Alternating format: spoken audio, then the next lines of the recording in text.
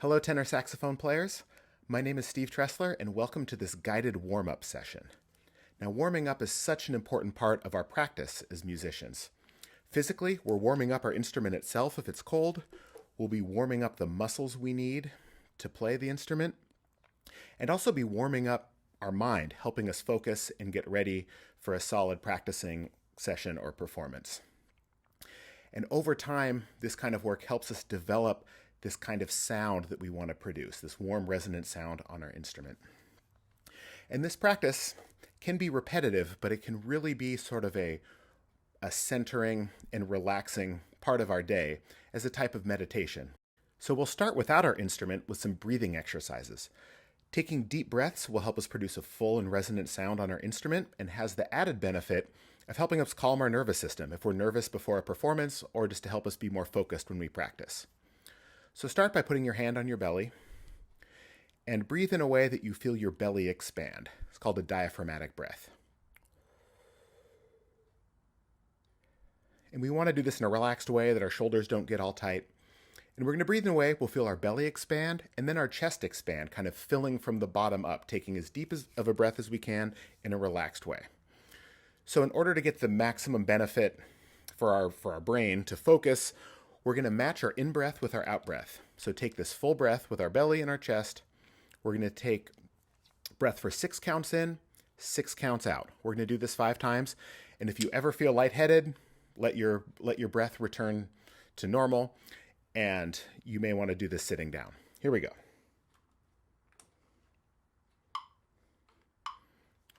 Okay, 6 counts in with your hand on your belly. Ready? In.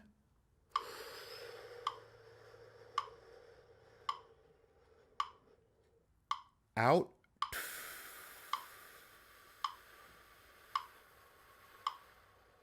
In.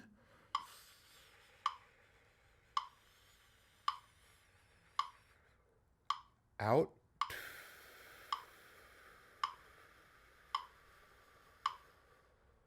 In.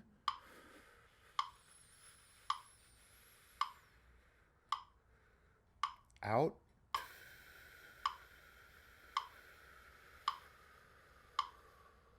In.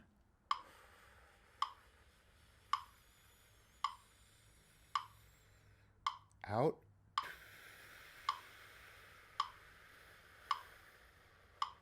One more.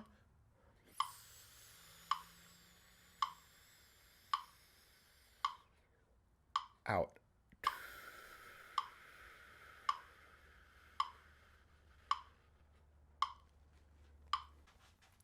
Now to start playing, we're just going to use our mouthpiece and neck. Make sure your reed is wet, and I don't know how well you'll be able to see the tip of my reed.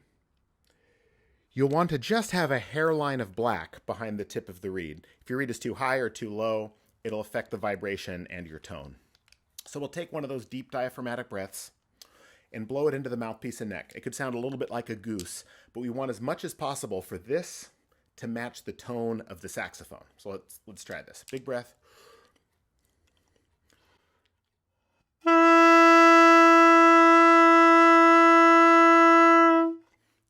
Now we'll want this to match a concert E. I'll play one on the piano.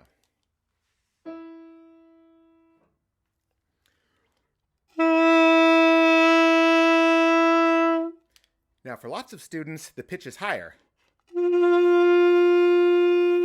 Particularly if you started on clarinet or alto sax, there's a chance that your embouchure is really tight. So we'll want this to match that concert E. So if your pitch is higher, you just may need to open your jaw, kind of make the face like, huh? And just have minimal pressure with your lips and match this concert E. Okay, next, let's play the entire instrument. Now we'll take some of those deep diaphragmatic breaths and just dump the air into the instrument and hold out a long tone. And hold it out 5 seconds or so.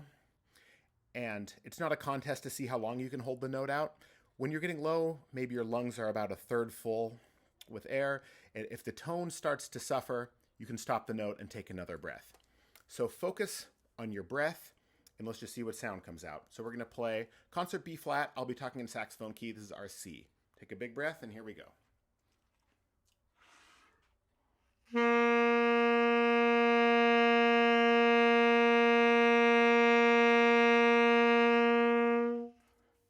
Okay, so you can focus entirely on your breath. Another area to direct your attention, it's a concept we'll come back to called attention targets, is how even your sound is.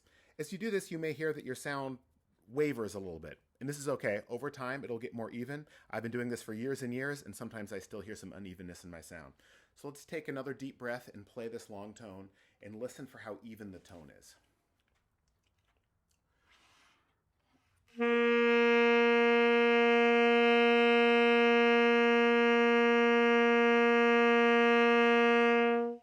Okay, now let's go up to D with the octave key.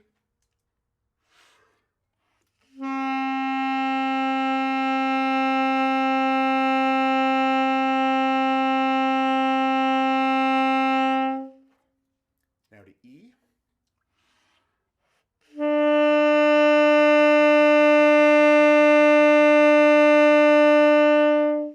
F.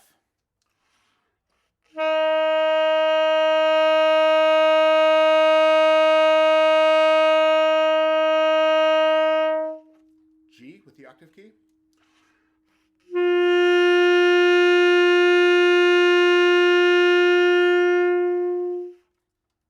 Next, let's play G an octave lower. Big breath.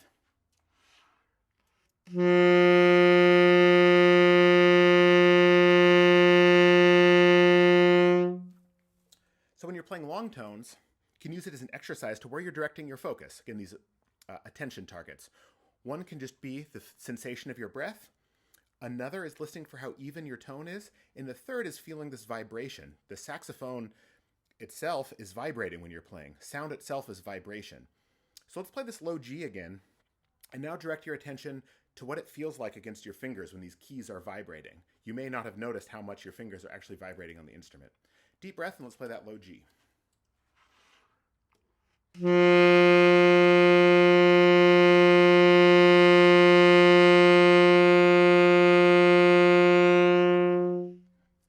All right, so these attention targets are ways to stay focused and engaged on some of these sensory experiences while we're playing.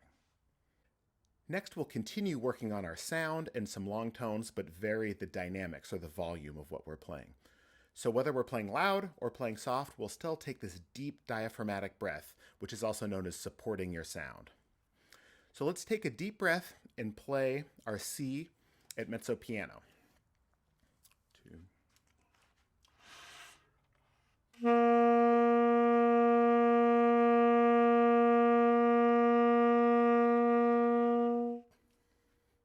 Okay, now let's continue with D.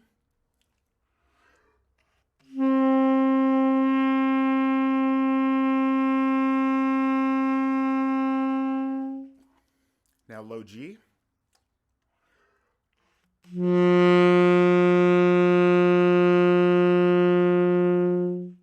So I'll play those same three notes. C, D with the octave key, and low G. Now let's play them at fortissimo with a strong but controlled sound. C.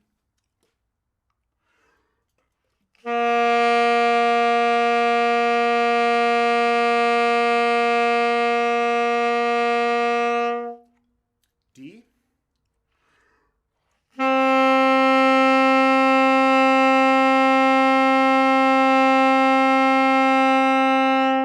Low G.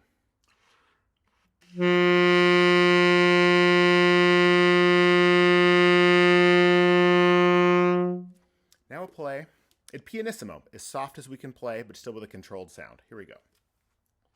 C.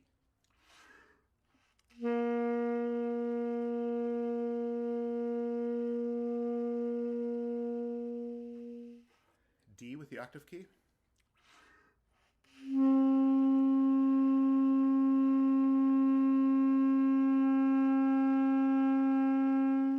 Low G.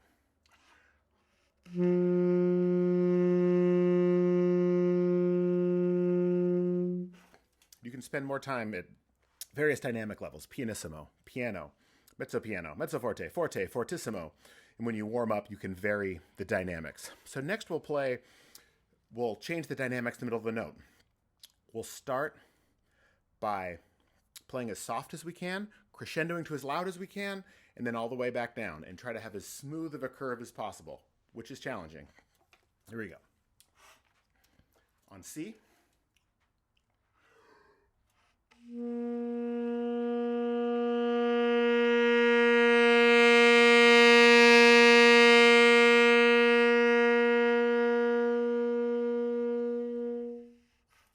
Same thing on D with the octave key.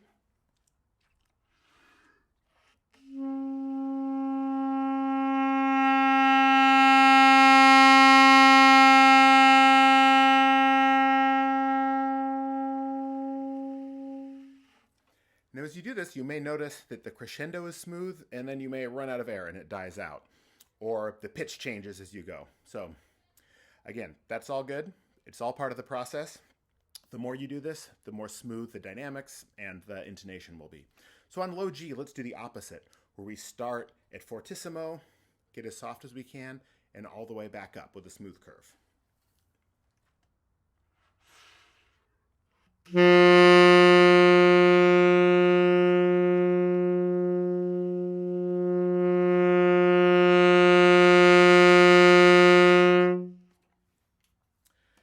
All right.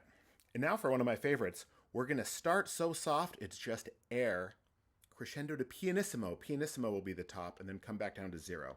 We'll go back to our C. So listen to me do this once.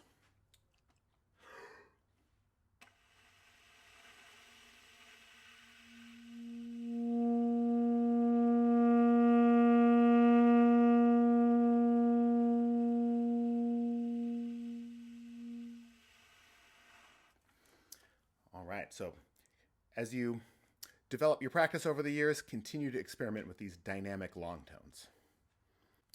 Next, we'll work on articulation and get our tongue involved.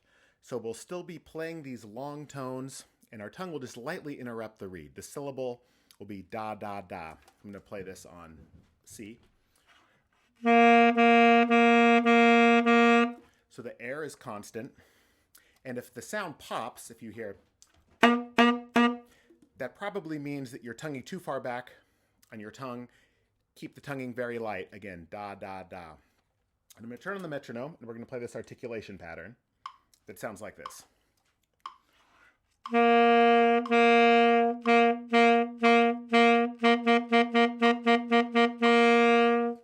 It's 1, 2, 3, and 4, and 1 E and a 2 E and a 3, 4. And then we'll rest for 2 beats. And we'll play this on our G major scale. So starting on low G, working our way up the scale. Don't forget about the F sharp in the key signature. And here we go. 1, 2, 3.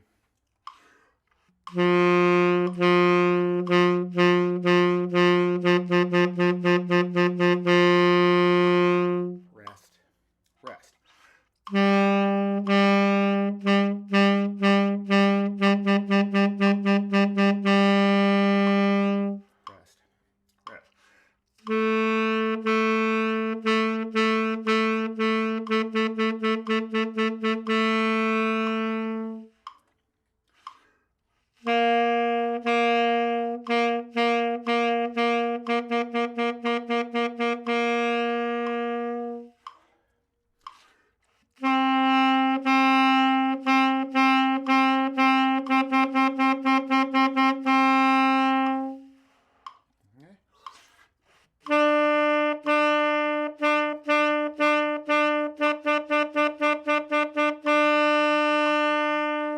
F sharp.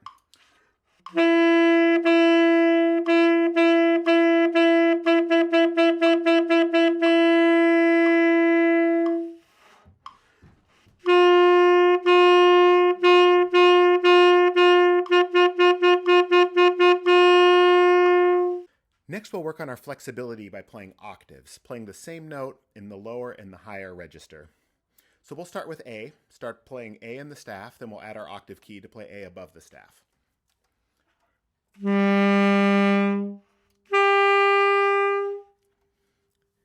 And you'll want to listen and try and match the pitch. Your embouchure may be slightly more firm in the higher register, But oftentimes folks go overboard and go too tight, especially if you started on clarinet, and which makes the pitch go sharp up high. So keep listening. And so we're going to do this pattern where we play low, high, low, high. Play with me on A.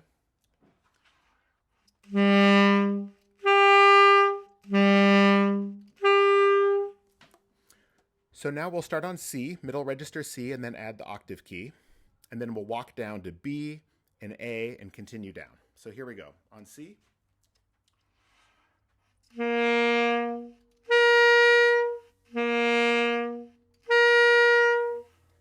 B.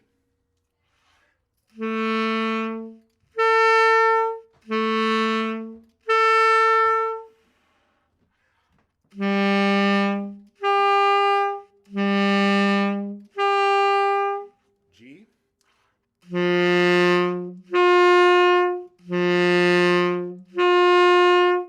F natural.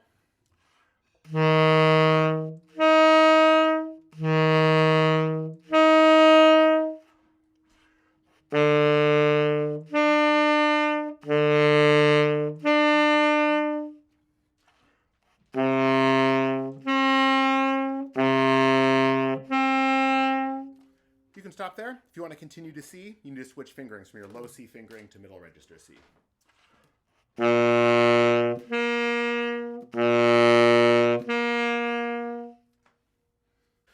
So next we'll play some interval studies. So this requires that you can play a chromatic scale and are comfortable playing your low C. And if you're not there yet, no problem. You can actually stop the video here and go on with your practicing session and then come back to these later on once you've developed those skills. So we're going to play one I've heard called the Remington. We're going to start on upper register G, and we're going to go down a half step to F sharp and back to G.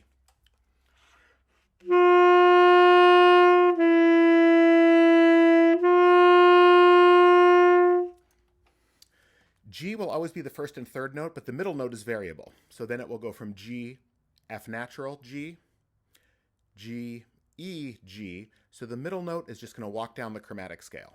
So let's do this one octave Remington.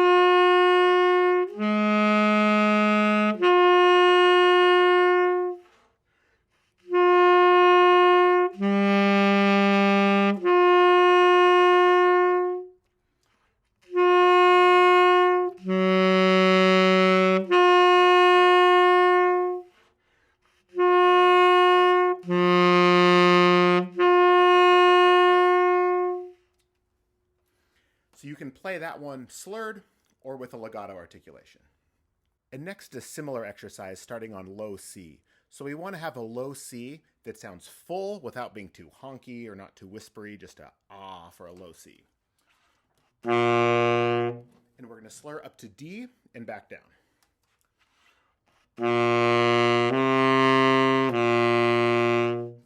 And as before, we'll change the middle note and walk up the scale.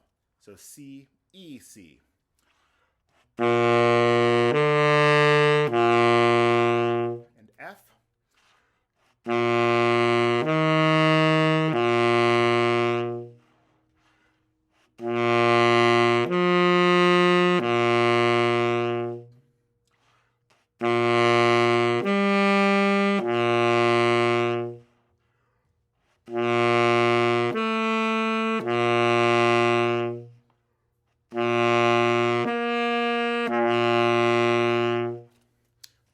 continue up to the second octave, and the idea is that we keep our jaw in one fixed position with minimal adjusting. So if you find yourself moving your jaw up and down and having to open your jaw as you go lower, find that position where you can get that kind of low C and hold in that. That's sort of your home base. And then make minimal adjustments as you go to the higher register. Here's the second octave.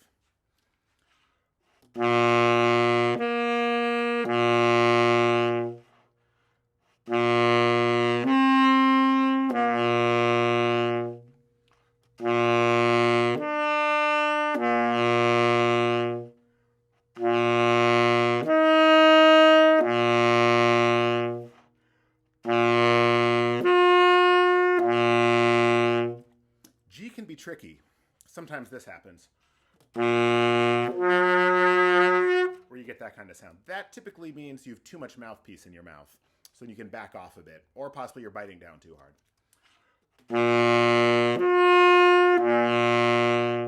Continue to A.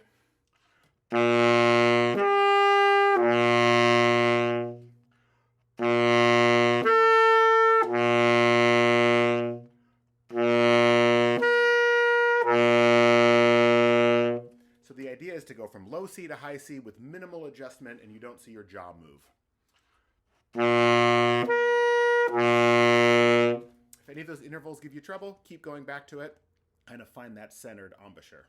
There's lots of exercises here we went over. You don't have to do all of them every time you practice. You can take a few of the long tone exercises, maybe the tonguing exercise, one of the flexibility exercises, and compress it into a shorter warm-up session as you go on with your practicing. All right. Thanks for being here, and I'll see you next time.